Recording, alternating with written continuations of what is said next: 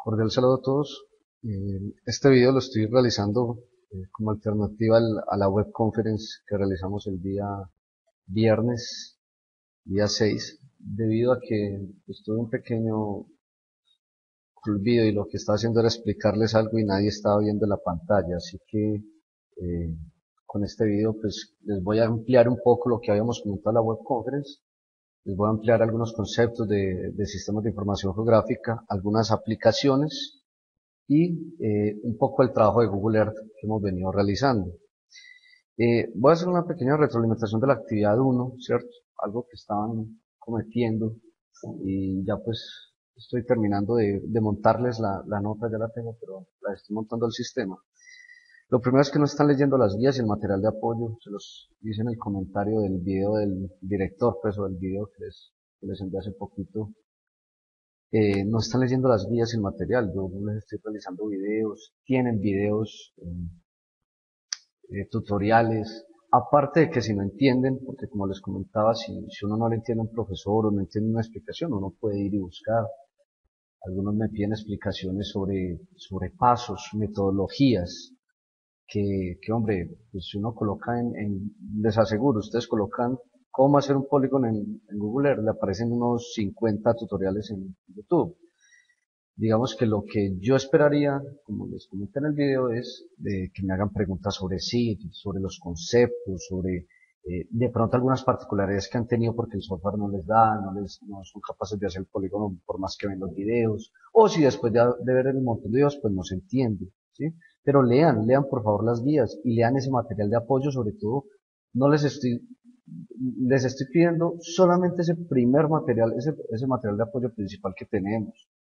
Ustedes están pasando, en este caso, muchos están pasando sí, nada más con las actividades.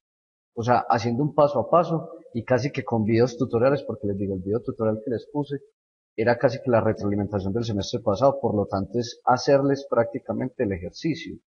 Entonces, el ejercicio para algunos es complicado, es más complicado el tema de utilizar un software nuevo, etcétera, y uno entiende eso. Pero aprendan los conceptos, qué es una resolución, qué es una imagen satelital, qué son las proyecciones, qué es una cartografía, qué son proyecciones cartográficas, para qué sirve el SIG, para qué no. ¿Listo? O con la copia de internet, compañeros. En este momento, pues yo no hice uso estricto de lo que es el reglamento estudiantil, donde habla sobre fraude parcial o total, donde da cero al trabajo, pero hay muchos que todavía están colocando copia de internet. Les rebajé en el trabajo, pero fue un poco más laxo, así que para la próxima actividad pues voy a ser un poco más estricto, puesto que la idea es que no se copien de internet, ¿sí? Si van a copiar alguna idea, pues copien esas palabras y coloquen la fuente donde lo sacaron. Ojo con la presentación, el formato. Hay algunos que se nota de una la copia de internet, entonces copian las letras y siguen copiando con la letra que tiene predeterminada el Word, se nota de una la diferencia. O hay algunos, pocos, pero hay algunos trabajos todavía pues, que por favor la presentación, ya estamos en la universidad, vamos a salir a un ambiente laboral pesado, donde tenemos que dar mucho de nosotros, donde la propia presentación de un informe ya me dice a mí si el profesional es idóneo o no. Entonces, ojo con la presentación. Y la bibliografía y citaciones, están colocando un montón de bibliografía algunos, pero no se cita en ninguna parte del texto. No se sabe dónde sacan toda esa información que colocan, ¿sí? Entonces, eh, en las guías, en cada una de las guías les estoy colocando un videito de 30 minutos. Yo sé que es muy largo, pero que les va a servir desde el punto de vista profesional a cómo realizar una bibliografía, cómo no copiar de internet, cómo copiar con sus palabras, cómo citar una fuente bibliográfica. Eso como profesionales les va a dar demasiado soporte a lo que ustedes digan. Antes de entrar aquí en materia, ya vamos a puertas de lo que es la actividad número 2. Estamos próximos a cierre de la actividad número 2. Sigue siendo, es una actividad individual, sin embargo vamos a trabajar en el foro. Hay algunos, ahí de pronto faltó, no trabajaron en el foro, simplemente colgaron su trabajo. En la actividad número 2 tenemos que trabajar en un foro, tenemos que tomar el trabajo de un compañero.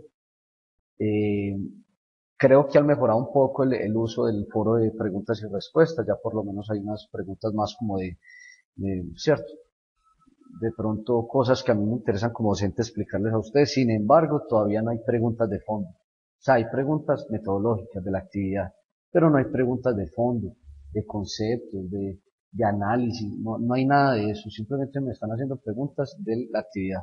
Eso como que lo desaniman un poco porque se nota entonces que no están leyendo. Entonces, les voy a hacer unos breves comentarios sobre conceptos de SIG muy rápidamente, porque ustedes tienen pues también un material importante, no solo en el texto en el texto pues principal, sino en las diferentes bibliografías complementarias y en los videos que les he montado. Un SIG realmente nos sirve y nació de una necesidad de ubicarnos, una necesidad de planear el espacio, nuestro territorio, de conocer en dónde estamos, cuáles son qué tenemos al lado, qué tenemos próximo, qué tenemos lejano, dónde estamos realmente, ¿cierto? Nos sirve, ojo con esto, nos sirve para capturar, almacenar, manipular datos, analizar datos, podemos modelar datos con eso, o sea, predecir, presentar datos espacialmente referenciados. Para lo que no nos sirve, o sea, nos sirve para hacer un diagnóstico de nuestro territorio, para de pronto predecir cómo va a estar en unos años o cómo va a estar según unas condiciones, cómo va a estar si pongo un edificio acá, cómo va a estar si tengo unos elementos alrededor, ¿cierto? Lo que no nos sirve es para definir cuáles son los modelos de mitigación, compensación que yo debo utilizar. Eso me lo han colocado en algunas de las actividades, de las actividades, de la actividad 1, y realmente no me sirve para decir si en esa deforestación yo necesito una actividad tipo compensatoria o mitigatoria, ¿sí? O preventiva. Eso lo decido yo como profesional con estas herramientas que tengo, ¿ok? Que eso sea muy claro. Algunos me están colocando cosas generales de los SIG. Sirven para un montón de cosas, incluso muy copiadas de internet, sin las referencias. Pero lo que les pedí es para qué sirve en la actividad o en el lugar en el que usted está ahí. Según todo lo que usted leyó, ¿para qué sirve? ¿Cierto? Entonces hubiera sido bueno que colocaran, por ejemplo, conceptos, por ejemplo, como los de Escobar, y explicaran uno a uno en su territorio o en su actividad, en la actividad, perdón, donde usted eligió, cómo se pueden presentar este tipo de definiciones para resolver esa problemática que ustedes visualizaron en esa imagen satelital. Un SIG da respuesta a muchas cosas, no a todo, pero sí da respuesta, por ejemplo, a una localización. ¿Sí? ¿Qué hay en este polígono? ¿Qué hay en un punto? ¿Qué hay en esta línea? ¿Sí?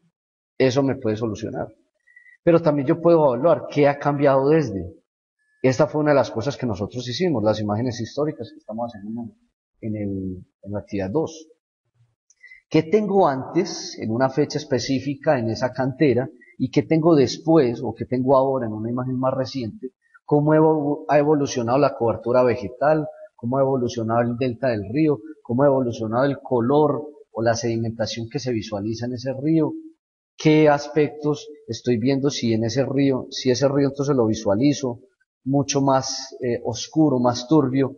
Entonces, ¿qué puede pasar aguas arriba de ese río que está desembocando ahí? Hubo cambios entonces en asentamientos humanos, hubo un cambio, digamos una explosión demográfica que sucedió. Eso me lo puede dar un SIG. Yo puedo ver patrones, ¿ya? Patrones, por ejemplo, como los que dice dónde y a qué horas existe alta congestión vehicular, ¿ya? Eso nos lo da sistemas de información geográfica como el Waze, el WASI, que llamamos por aquí el WASI o el Waze, que es ese aplicativo de internet que nos muestra entonces dónde estamos ubicados, quiénes están a los lados, cuáles son las vías más congestionadas. El Google Maps también nos muestran patrones, dónde están ubicadas la mayor tasa de, digámoslo así, enfermedades respiratorias, etcétera.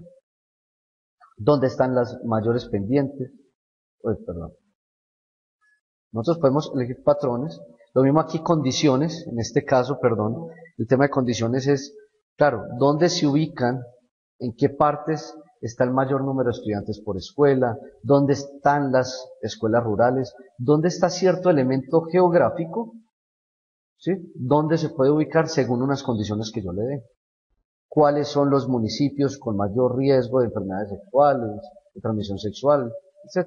Y poderlas dibujar, separar, para que en un mapa yo pueda elegir esas, la pueda visualizar de una manera más fácil. Puedo también me da respuesta a lo que son rutas, cuál es la ruta más propicia para ir al hospital más óptima. Entonces también tenemos sistemas como el Waze, como el Google Maps, que nos dice, vea, si usted se va en carro se demora tanto, si usted se va a pie se demora tanto y es por esta ruta. Eso nos lo da un sistema de información. Y modelamiento, que es, son predicciones. Yo quiero modelar según ciertos modelos matemáticos que yo le introduzca a los sistemas de información geográfica. Esto lo vamos a hacer en la actividad número 4, en la última actividad, perdón. Vamos a realizar un modelamiento de aire, no con una matemática muy pesada, porque el sistema de información que vamos a utilizar, que es QGIS, no nos permite, digamos, tiene que ser un modelo ya muy avanzado de programación que tengamos y no lo tenemos en este momento. Entonces vamos a hacer una modelación simplemente por dispersión sencilla, pero que nos muestre que este tipo de programas, herramientas, más que el software como tal, porque software hay mucho, sino la herramienta de sistemas de información geográfica nos puede dar respuesta a muchas de estas cosas. Los sistemas de información geográfica no son solo recursos tecnológicos, ¿cierto? Que a veces pensamos, quiero aprender del SIG de QGIS, o el SIG es Google Earth, o es ArcGIS. No. Los elementos de un SIG son los recursos humanos, o sea, nosotros nosotros, por ejemplo, como fabricantes o modeladores o realizadores de un mapa o de una base de datos, pero también esos usuarios externos, los que van a consultar los mapas o los que van a consultar los formularios o bases de datos. Los recursos tecnológicos, entonces, es donde están los programas y equipos que necesito yo para eso. Llámese GPS, computadores, sistemas satelitales, ArcGIS, QGIS, etc. Es más, como les digo, yo lo que quiero en este curso, más que solo hablar de unas herramientas muy avanzadas o software, por ejemplo, que algunos de ustedes ya habrán utilizado como el ArcGIS. El ArcGIS no es gratis, yo no se los puedo enseñar acá, pero hay una herramienta que se llama QGIS que está siendo muy utilizada en este momento, que es de software libre, que le están haciendo muchos complementos para poder realizar muchas de las cosas que, por ejemplo, hace el ArcGIS. Entonces, por eso vamos a trabajar QGIS y no ArcGIS. Pero hay herramientas tan fáciles como el Google Earth que nos pueden hacer muchas cosas que pueden hacer que nuestros informes, digamos en trabajos relativamente sencillos, se vuelvan una muy buena herramienta, se vuelvan que sean visualmente atractivos para la junta, gerente o cliente que usted tenga. Y ahorita les voy a mostrar un par de aplicaciones que he hecho como ingeniero ambiental, tanto en QGIS como en Google Earth. También tengo unos datos. Esos datos son cosas que yo tengo que obtener, ya sea a través entonces de GPS, de imágenes satelitales en Internet, o levantamientos topográficos, levantamientos, fotografía aérea, etc. Procedimientos, que son cuáles son los procedimientos o análisis que yo tengo que realizarle a estos datos para poder llevarlos a unas respuestas, a unos mapas ya que me tengan un resultado de todos estos datos. ¿Cómo voy yo a analizar esos datos? Finalmente, todo eso se organiza y lo que yo tengo es un administrador del sistema, un administrador de proyectos, que es el sistema completo de información geográfica. ¿Ya? Algo que ustedes tienen que tener muy claro con respecto al SIG es que, en este caso, a los mapas que se presentan o al mismo SIG, es que las bases de datos o lo que uno ya visualiza dentro de una herramienta de sistemas de información geográfica son capas, finalmente son capas. Entonces yo tengo, por ejemplo, una capa de topografía, llámese altitud, curvas de nivel. ¿Qué son las curvas de nivel? Un X, un Y y un Z. ¿Sí? Un X, un Y y un Z transformado en un punto o en una línea. Las curvas de nivel generalmente ya son polilíneas. Y como vamos a ver más adelante, tenemos datos tipo raster o tipo vector, que ahorita les explicaré qué es eso. Pero entonces, eso es una capa. Tengo otra capa que puede ser drenajes, otra capa que puede ser vías, ¿sí? Otra capa que son elevaciones. Y finalmente la unión de todas esas capas se me vuelve lo que es el mapa final o el mundo real. Entonces, tenemos que meternos en la cabeza que un sistema de información son capas, que yo finalmente uno, transpongo y lo vuelvo.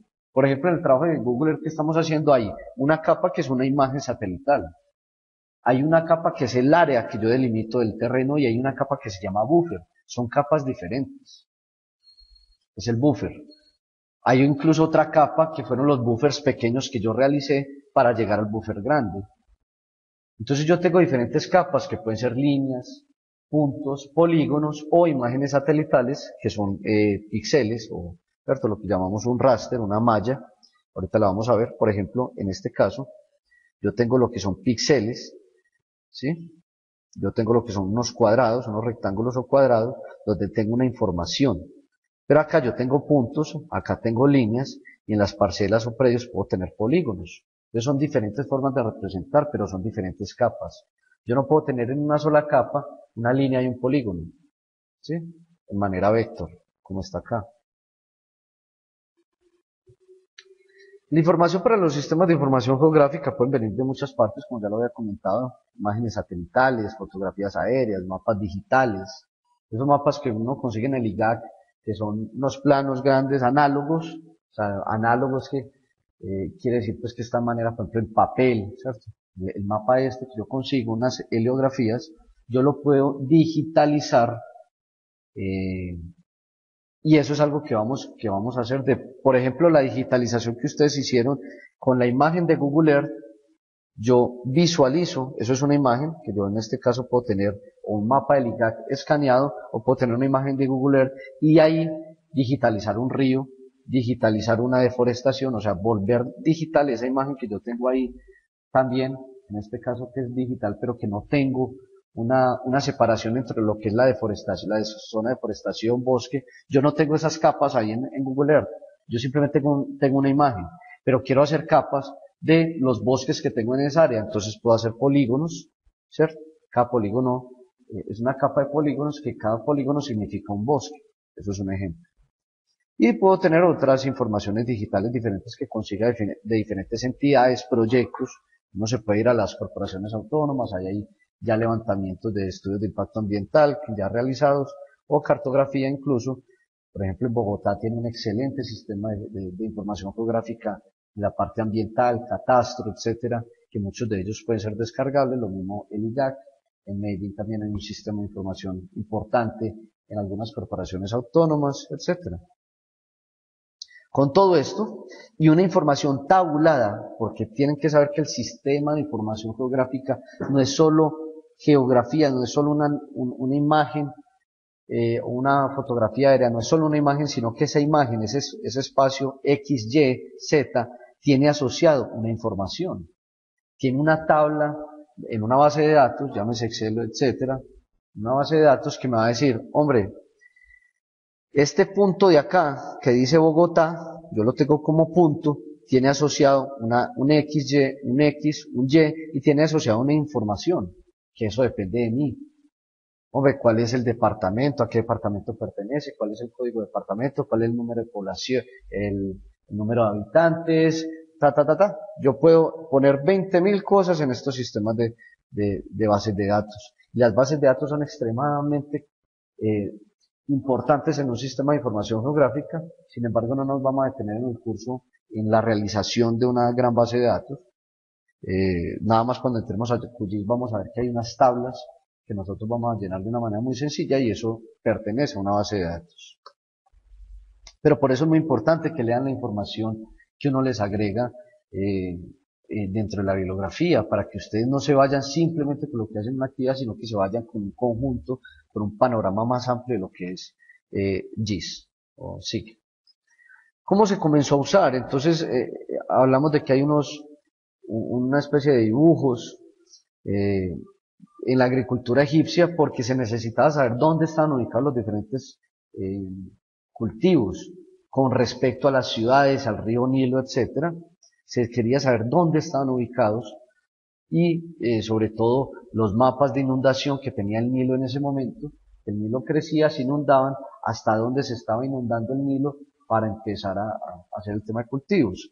Y hay un dato interesante también, fue utilizado, digamos, por Scotland Yard, digamos, el sistema de la investigación que había en Inglaterra y que todavía existe, sobre Jack el Destripador, la famosa historia real de Jack el Destripador que mataba prostitutas, y lo que hacían es en un mapa poner dónde se estaban cometiendo o dónde se están encontrando los cadáveres y encontrar patrones, ¿cierto? Ahorita hablamos de patrones o condicionales de dónde era que estaba, por qué elegía esos puntos y qué patrones tenían esos, qué cosas en común tenían esos lugares para poder atraparlo. Eso, y ahí de todo ese tipo de cosas fue que empezó a nacer la necesidad de los sistemas de información geográfica. Lo puedo utilizar en catastro, demografía, ¿cierto? El DANE los utiliza, resguardos indígenas, amenazas naturales, turismo, climatología, etcétera. Estas son entidades aquí en Colombia que manejan este tipo de información.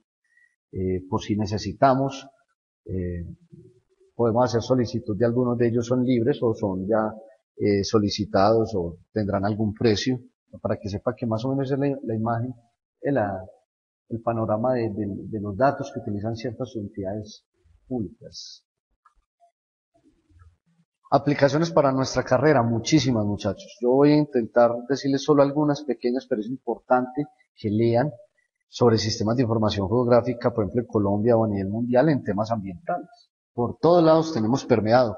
De hecho, sí, para mí, como ingeniero ambiental, es una de las herramientas, si no volverme experto en ella, porque no necesito volverme experto en sí, es conocer la herramienta y saber utilizar las principales herramientas, saber cómo se configura un sistema de información, cómo puedo realizar un mapa, cómo asociar una tabla de datos a un dato espacial, porque es una herramienta extremadamente transversal y que ahora se vuelve necesario en prácticamente todos los profesionales del área ambiental. Entonces, mire, esto es lo que estamos haciendo nosotros. Hay un área, un predio, y hay una zona, un buffer.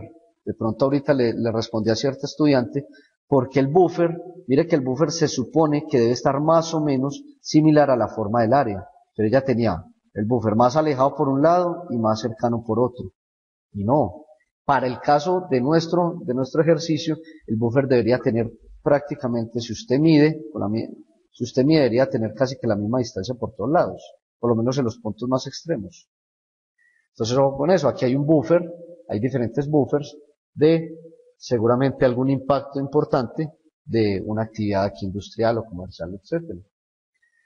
Esta aplicación la realicé yo en dos lugares muy cercanos para los que viven aquí en Medellín o cercano. Esta es la zona de Porce, muy cerca del relleno sanitario, un poco más allá del relleno sanitario La Pradera.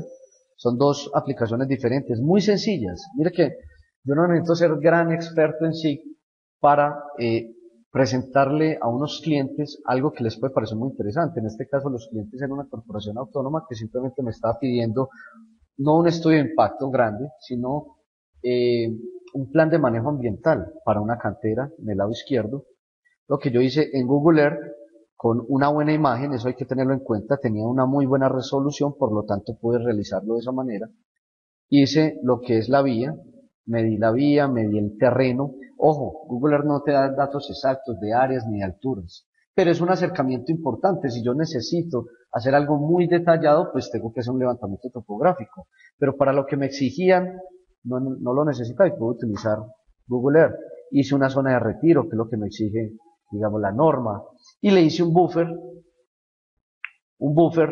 de X metros, que yo como ingeniero ambiental tomé. Además lo modifiqué un poco, cogí el buffer estaba por estos lados abajo, pero cogí y lo expandí un poco porque por acá habían unas casas importantes que directamente están relacionadas con la actividad, y después hice un buffer de zona directa y un buffer de zona indirecta.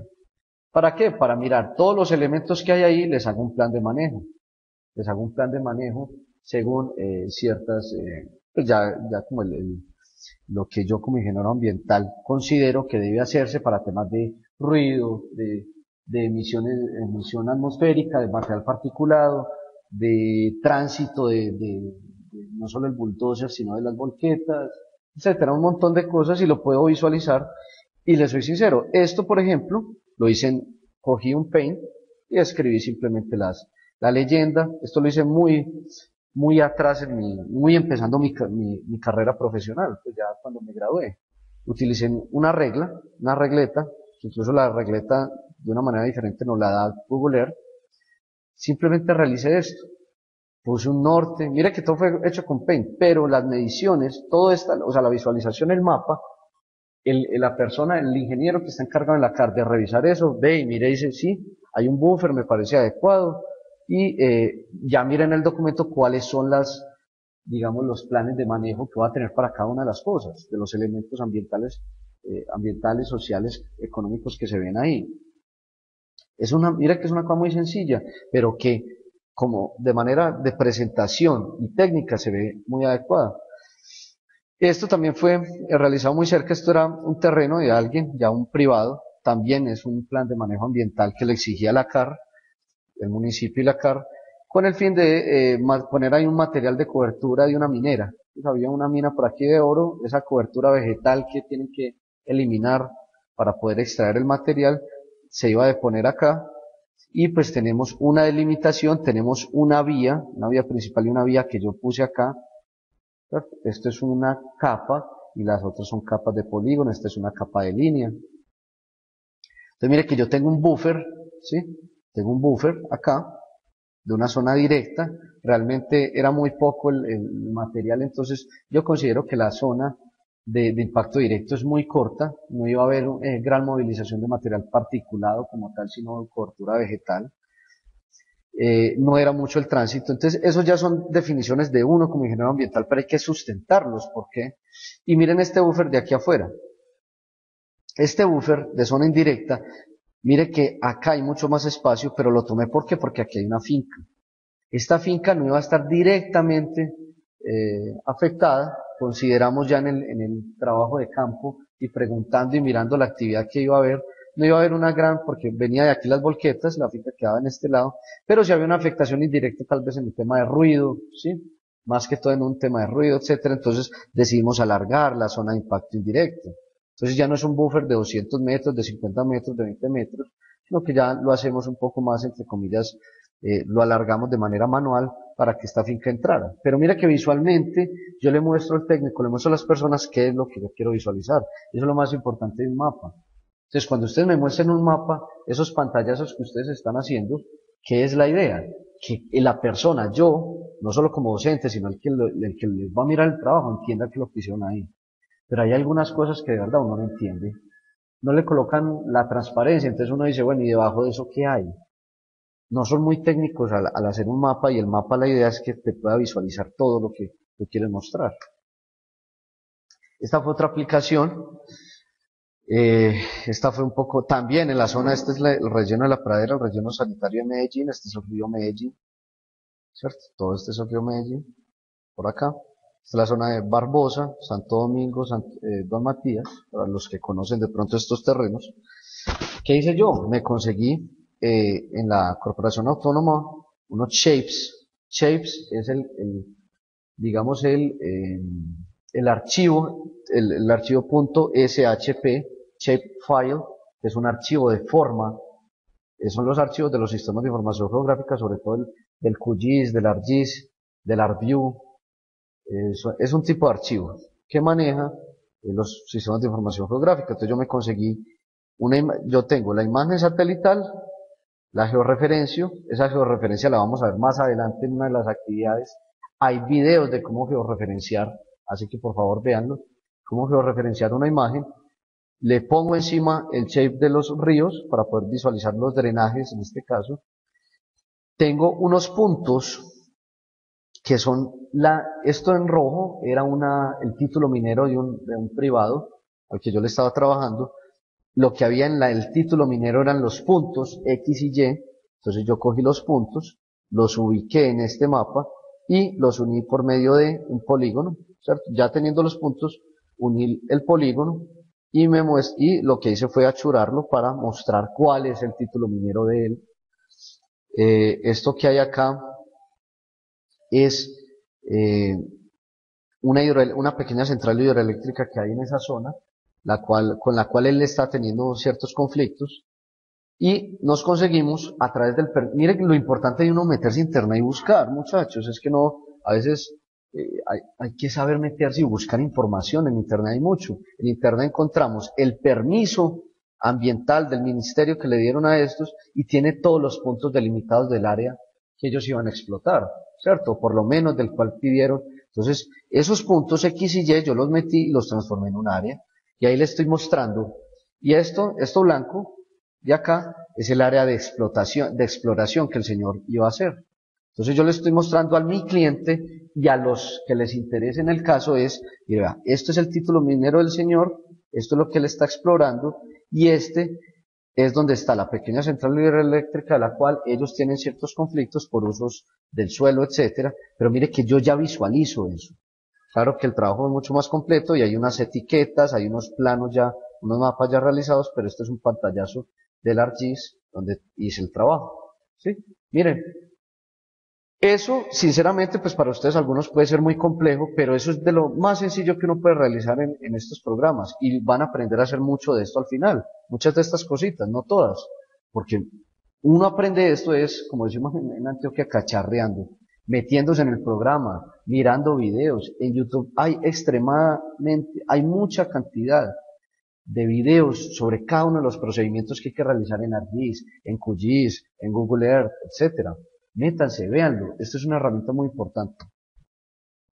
Y esta aplicación, que me encantó hacerla, fue un trabajo ya más como un trabajo muy académico, para un trabajo, pues es un trabajo para universidad, o sea, en sistemas de información geográfica.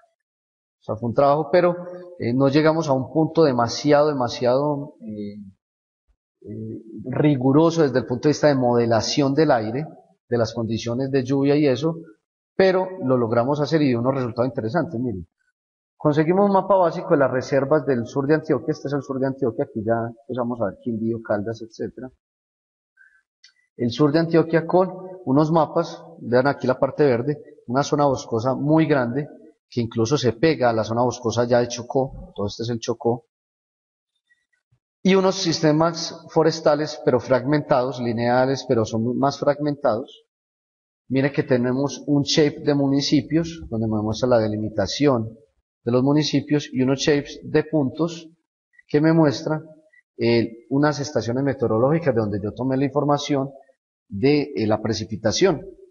Entonces hicimos un mapa de precipitación mínima en el 2007, o sea, yo cogí todos los datos de un mes y a través de una estadística. ¿Cómo se hace eso? A través de estadística, cogí datos de las estaciones, miré y busqué en artículos del IDEAM de cómo realizar promedios de lluvias mensuales con datos diarios. Entonces se hace una estadística en Excel, tengo un dato de precipitación mínima en cada uno de estos puntos. Entonces ahí me muestra que la precipitación mínima en esta parte, pues mientras más rojo aquí, mientras más arriba, pues más rojo, menos precipitación hubo. Y aquí por el contrario, precipitaciones muy altas, ¿cierto? Demasiado altas en las zonas azules. Pero ¿qué es lo que quería ver yo? Perdón, en las zonas amarillas. Pero ¿qué es lo que quería ver yo? Es el cambio. ¿Cuál era la hipótesis? De que los sistemas boscosos más grandes, ¿sí?, me regulan mejor el clima, o sea que esa diferencia entre máximos y mínimos se acorta más, o sea que es capaz de regularme muy bien el clima y que aunque llueva mucho o sea muy seco, las variaciones de precipitación van a ser pocas, a diferencia de los sistemas o de lugares donde los sistemas son más fragmentados. Sin hacer modelación de ciertas condiciones que hay que tener, del conocimiento de bosques, del conocimiento de la orografía, simplemente con las precipitaciones hicimos una resta entre máximo y mínimo, hicimos unos mapas tipo raster, o sea, el raster ahorita lo vamos a ver bien, es donde hay píxeles, donde hay unos por cuadraditos, por decirlo así, ¿cierto? Es como una malla, hicimos unos mapas raster y lo que hicimos fue sumar un cuadradito, restarle un cuadrado al otro. O sea, la precipitación máxima con la mínima. y obtuvimos estos cambios. ¿Qué quiere decir? Que el rojo hubo unos cambios drásticos y en estas zonas hubo unos cambios menores. No es tan drástico, no es tan drástico técnicamente hablando, pero es un ejercicio académico muy interesante. Y si se dan cuenta, la tendencia es que para estos sistemas boscosos del Chocó, para estos sobre todo, el cambio es menor. En cambio, para estos que están fragmentados, el cambio es mucho mayor. Eso fue un ejercicio interesante que se hizo con SIG, de verdad, con conocimientos no tanto básicos, pero sí, ya después de haber cacharreado y haber trabajado un poco en SIG, pudimos obtener ese trabajo. Conceptos básicos de cartografía, que muchos, ojalá ustedes ya hayan visto mapificación y fotointerpretación antes de esta materia, porque es muy importante conocer ciertos conceptos de cartografía, ¿cierto?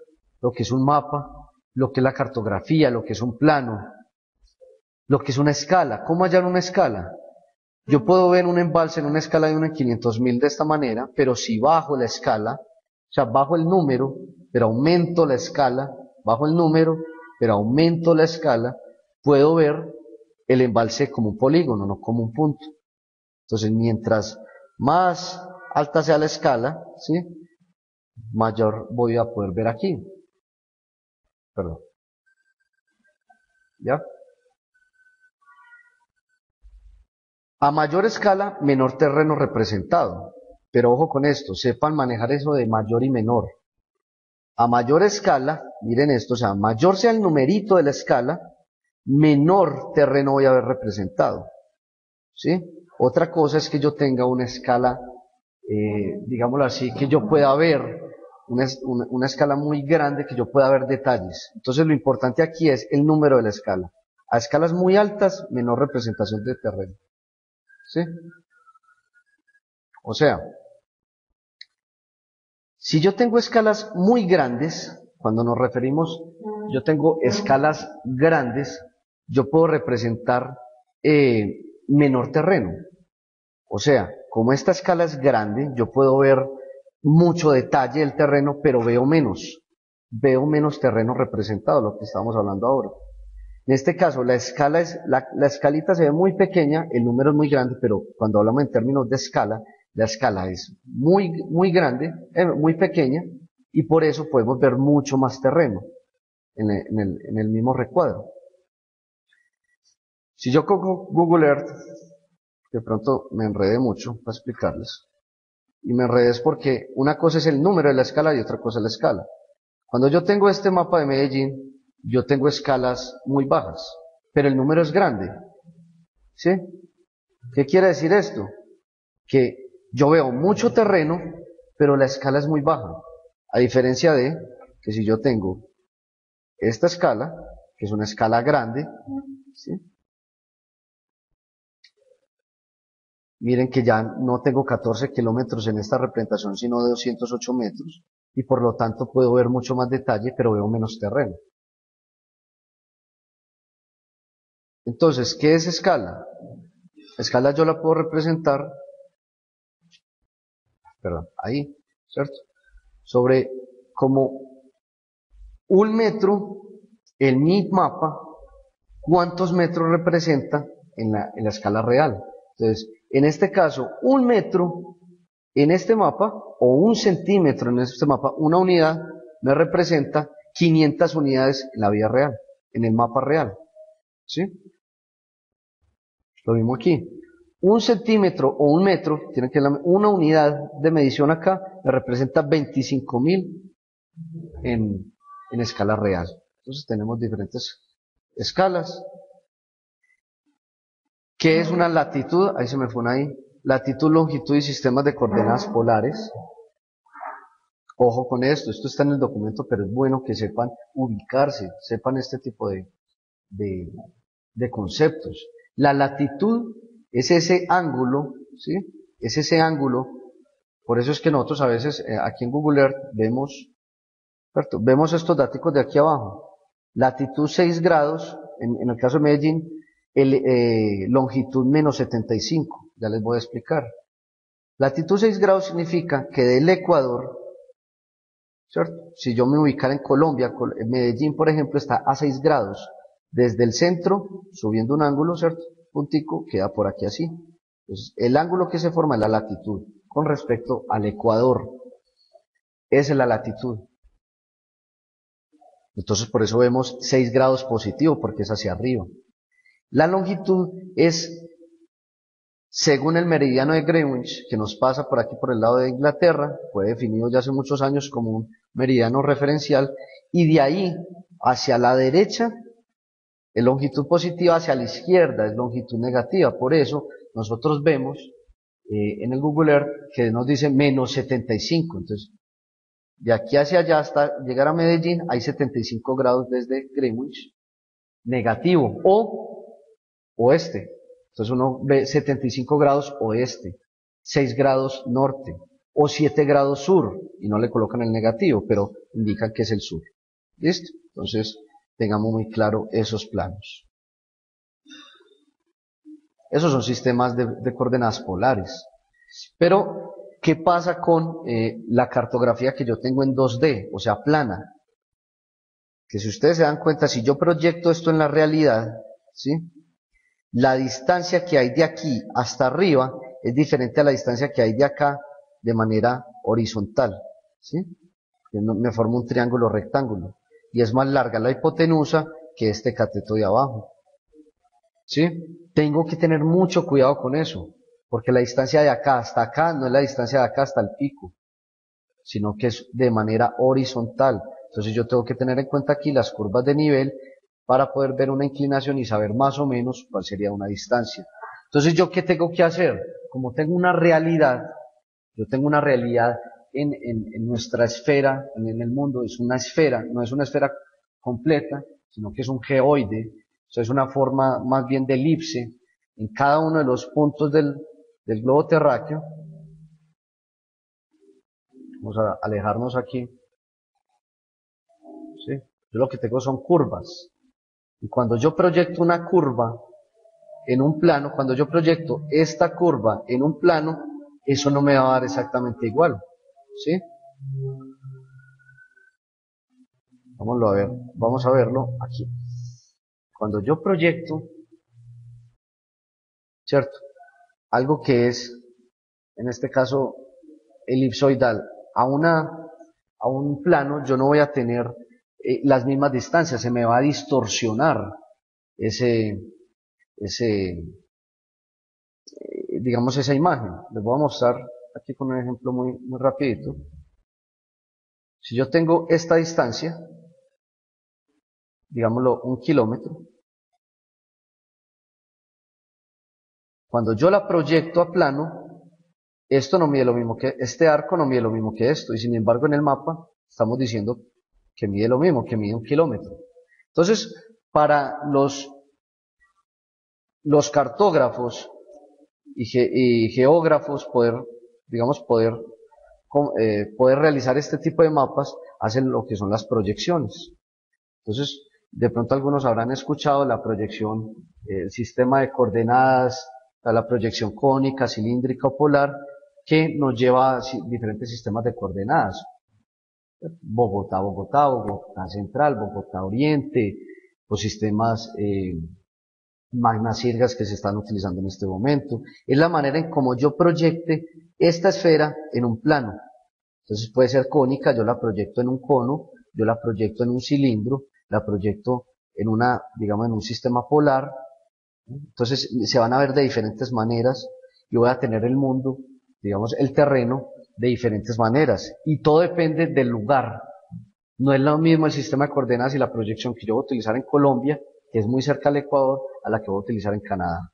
Entonces, estos conceptos son muy complejos, pero quiero que sepan que existen y que no es tan fácil proyectar digámoslo así, una esfera o una imagen a un plano. No es fácil y hay que tener ese tipo de consideraciones. Los tipos de datos que les comentaba ahora, entonces, tenemos un mundo real que lo vamos a proyectar en una forma que se llama vector, que son puntos, líneas o polígonos, aquí lo vemos, puntos que pueden ser casas, líneas que pueden ser ríos, o polígonos que pueden ser áreas, lagos, embalses, predios. Pero también tengo la tipología raster, en donde lo que tengo es como una fotografía. Ustedes si se dan cuenta de las fotografías, ustedes pueden ampliar la fotografía y se empiezan a ver unos cuadrados, unos píxeles, se empieza a ver pixelada. Cada píxel de esos es una información. Si ustedes se dan cuenta, cada píxel tiene un color definido, lo ven como esto. Cuando ustedes tienen una resolución muy alta, quiere decir que hay muchos píxeles por cada centímetro cuadrado, ustedes ven una imagen muy nítida. Pero cuando ven una imagen de poca resolución, la ven muy pixelada. Es lo mismo en las imágenes satelitales o en los raster. Yo puedo tener imágenes de resolución de 1 metro o resolución de 90 metros. Si yo tengo resolución de 1 metro, yo puedo ver la diferencia entre, por ejemplo, curvas de nivel, puedo ver una diferencia de una calle y de un andén. Yo puedo diferenciar eso. Entonces, un ejemplo de un raster con muy buena resolución es el raster que se toma aquí en Medellín, por ejemplo.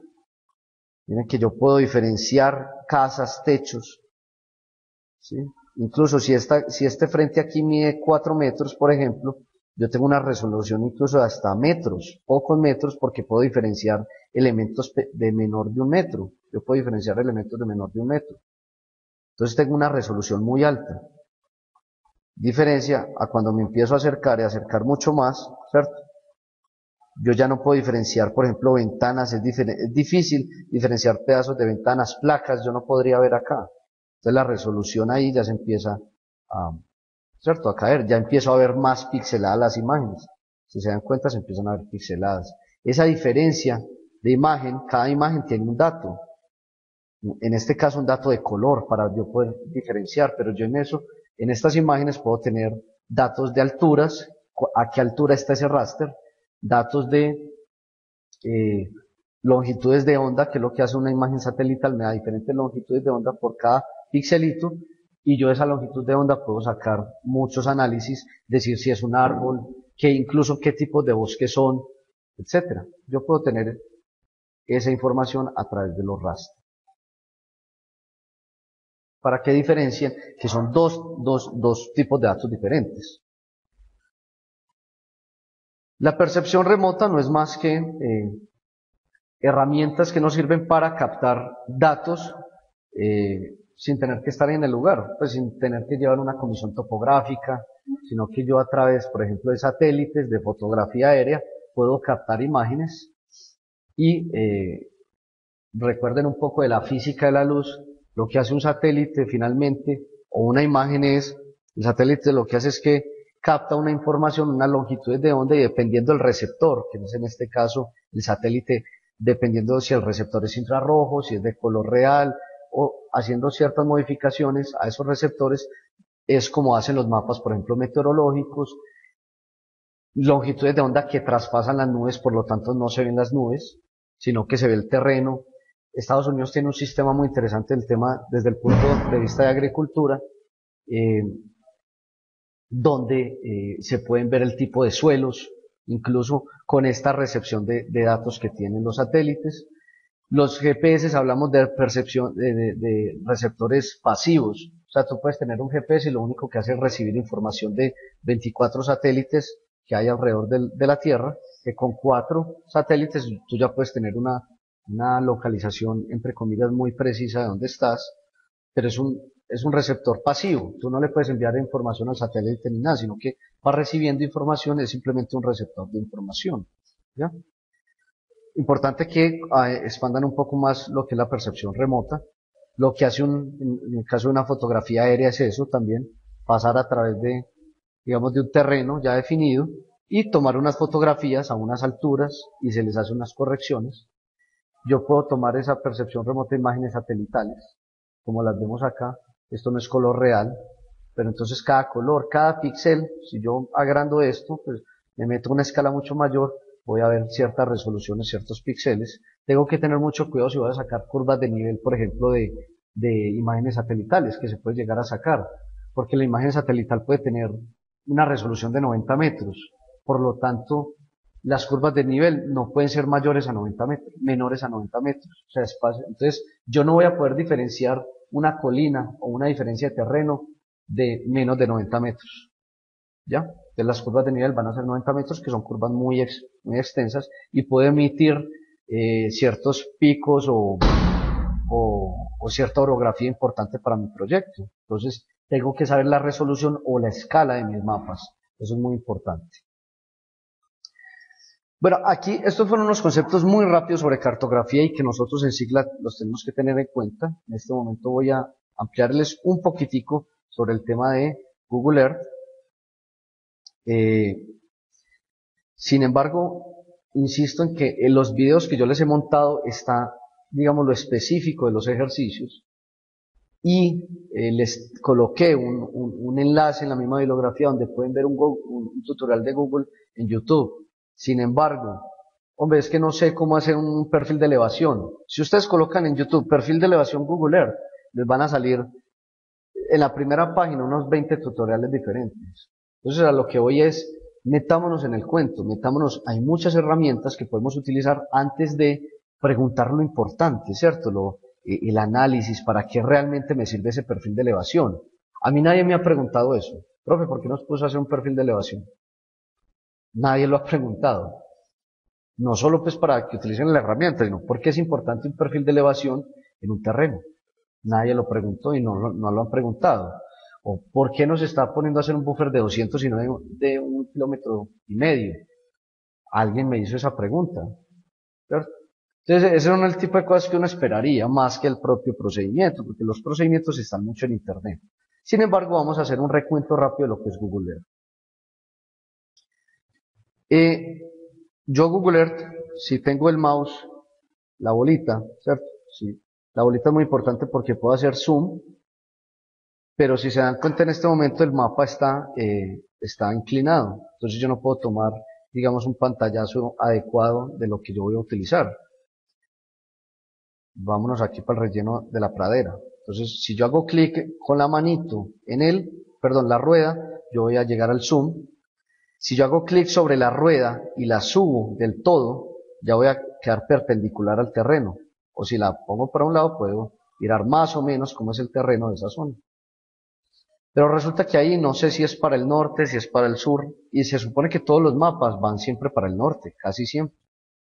Entonces, si le hago clic aquí en la N, voy a tener ya mi mapa. Si vuelvo a hacerle zoom, de nuevo, perpendicular totalmente, con la bolita del mouse presionada. La pongo hacia el norte. Yo tengo aquí un dato que es raster, que es mi imagen. Mire aquí la escala, cada cosita de estas son 281 metros y tengo una altura de ojo, o sea, donde estoy viendo en ese momento es 2.58 kilómetros. Eso va a ser importante para una de las actividades que vamos a hacer, ¿sí? Entonces, cada vez que yo modifique, que mueva, hacemos dos cosas, bolita del mouse y perpendicular y el norte, para que me quede bien hecho. Tenemos una imagen del 2005, mire la fecha de la imagen, perdón, ¿cierto? Es del 6/04 del 2010, esta imagen es del 2010. Y yo puedo ver las imágenes históricas, ¿cierto? A través de esto. Resulta que es que después del 2010 es que yo tengo imágenes buenas. Esta imagen del 69 es una imagen sin resolución. Mire que aquí hay una resolución extremadamente baja. ¿Cuánto es? No sé.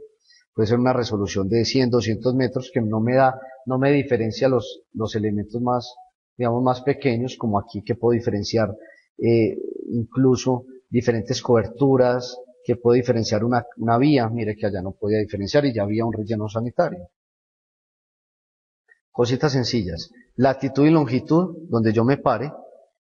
Y los datos que nosotros estamos haciendo, como los buffers, las líneas de perfil de elevación, son datos vector. Por ejemplo, un punto. Si yo aprieto el mouse, la puedo arrastrar hasta un punto que me interese. Mire que el punto es aquí. Esto, no es este amarillo acá, es este puntico. Mientras más exacto, mejor. Aquí la intersección exacta es aquí, ¿cierto? En uno de los bordes de la vía. Yo puedo cambiar mi iconografía, ¿sí? Cambiarle el icono, el tamaño del icono, la opacidad del icono, o sea, la transparencia. Sí, ahí casi ni se ve, vamos a ponerle un 70%, ¿cierto? Puedo copiar la latitud y longitud del lugar. Ahí está, exactamente cuál es. Puedo cambiar el color de la etiqueta y del icono. ¿Ya? Puedo ver los datos, altitud, longitud, el alcance, o sea, de donde estoy, el alcance ahí puedo ver inclinación, mira que aquí inclinación es 0 grados porque lo tenemos totalmente perpendicular y la fecha de la imagen. O sea, yo puedo ver todo eso. Aparte de eso, pues yo le puedo poner una etiqueta. Aquí me van a salir, vean las marcas de posición, aquí me salen. Si yo le hago clic derecho, propiedades, puedo volver otra vez, utilizar aquí, ponerle intersección. Me sale intersección, cambiar el tamaño de esa letra, etc. Tengo también polígonos. Alguien de pronto tenía un problema con esto y era que, mire, si yo le doy un clic de a clic, yo puedo hallarlo. No sé cuál era el problema de esa persona que no le daba. Entonces, vamos a hacer un poco más técnico, que es lo que algunas personas llegan y, este bosque, entonces, esa es mi área. No, muchachos, vamos a hacerlo más técnico. Entonces, puedo tener aquí hacer ya clic o puedo sostener el clic y arrastrarlo. ¿Sí? Ser más técnicos. Hombre, el bosque, más o menos lo que visualizo. ¿Cierto? Esta es la... Y lo puedo incluso modificar. Aquí se me fue porque no veía. ¿Sí? Vamos a dejarlo ahí. Entonces, yo puedo en este momento cambiar estilo, cambiar color, cambiar la opacidad, que es lo de la transparencia, lo que estamos hablando. ¿Sí? Perdón. Cambiar la opacidad, no de la línea quiero que sea totalmente y sea roja, pero el área quiero que sea verde, pero que tenga una opacidad del 50%. Entonces ahí yo la puedo ver, ahí yo ya la puedo visualizar. Yo me puedo acercar a ella, ¿sí? Puedo hacer modificaciones, puedo añadir fotos, puedo hacer superposición de imágenes, puedo hacer muchas cosas. Lo importante en este momento es que sepamos que podemos hacer modificaciones, que podemos hacerlo más técnicamente, ¿cierto? Para que no sean cuadrados o triángulos necesariamente. Puedo hacer también rutas, en este caso, puedo agregar una ruta, que es la que deberíamos utilizar para el perfil de elevación. Yo quise utilizar el perfil de elevación, no es del perímetro. El perfil de elevación es a lo largo. Yo elijo perfil, voy a hacer ahí el perfil. Esa es una ruta, esa es otra capa diferente, que yo le puedo agregar aquí, mostrar perfil de elevación y mire cómo me muestra, ¿cierto? Si yo muevo aquí el cursor, mire cómo me muestra el perfil de elevación de eso. ¿Para qué me sirve esto? Hombre, para saber si eso es una montaña, qué perfil, qué inclinación puede tener, si es un derrumbe, hombre, por lo menos intentar, o si es una montaña de gran erosión, por lo menos intentar saber qué elevación tiene, cuál es el porcentaje. Mira aquí la elevación, el porcentaje, si lo ven abajo, 29%, porcentaje de inclinación. Eso me puede ayudar a saber si es de una gran pendiente, cómo van las escorrentías, si es de alto riesgo por alta pendiente, etcétera. Todas esas cosas son las que, digamos, debemos ir trabajando. Yo lo puedo desaparecer, volver a aparecer, etcétera. ¿Ya? Entonces, importante, muy importante que conozcan este tipo de cositas. Yo puedo cambiar el nombre, puedo guardar el lugar, ese lugar como un KMZ o un KML, que son los tipos de archivos de Google Earth que a veces nos piden, por ejemplo, el PrimaPlus nos pide ese tipo de archivos. ¿Sí? Bueno, ahí tengo, esta es la latitud y longitud del centroide, ¿cierto? Pero como no es un punto, sino un área, entonces yo solo voy a tener una coordenada. ¿Listo? Entonces, en herramientas, aquí, perdón, en ver, puedo ver las imágenes históricas, puedo ver cuadrículas, incluso ver el sol, mostrar la atmósfera o quitar la atmósfera para que no se vean las nubes, ¿cierto? Que no se vean algunas de las, es que ya no se ven nubes. Bueno, aquí se ven nubes que son de las imágenes, pero ya no voy a tener problemas por la atmósfera que en algunas partes me la muestra Google Earth. No les voy a explicar lo del buffer porque eso ya lo tienen. Eso ya lo tienen en uno de los tutoriales. Puedo tener reglas, yo puedo medir. Eso es lo que les pedía. Algunos de ustedes tienen, por ejemplo, este tipo de cosas. Hacen el buffer y les queda una cosa así muy parecida aquí, ¿cierto? Les debería quedar como un contorno, más o menos como el contorno.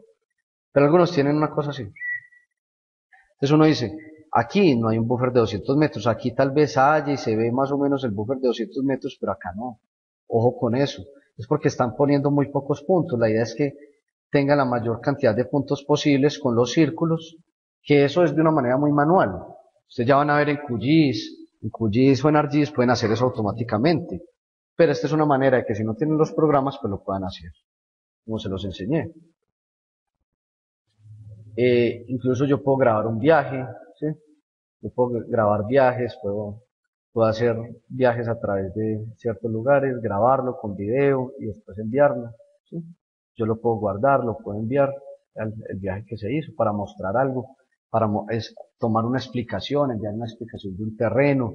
Ustedes tienen unos clientes, un proyecto y les dicen, vea, dibujan sus elementos y lo que pueden hacer es acercarse, empezar a explicar cada una de las cosas de un proyecto. Esta es una herramienta muy interesante que ustedes deben explotar un poco más. Yo por ahora entonces, por ahora lo vamos a dejar así. Espero que les haya gustado un poco más, pues como algunos detalles y sobre todo para qué sirve el SIG. O sea, animarlos a que estudien un poco más, no solo por el curso, sino a que estudien un poco más este tipo de herramientas que son bastante interesantes y que les pueden ayudar en su vida profesional. Estoy totalmente seguro de ello. Yo como ingeniero ambiental lo he utilizado mucho.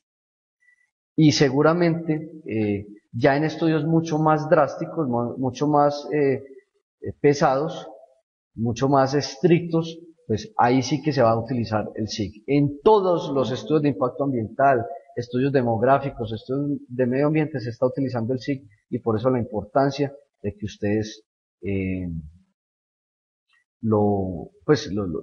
cierto, lo aprendan a utilizar.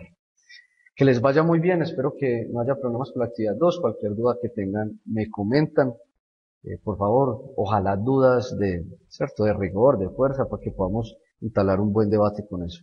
Que les vaya muy bien y hasta pronto.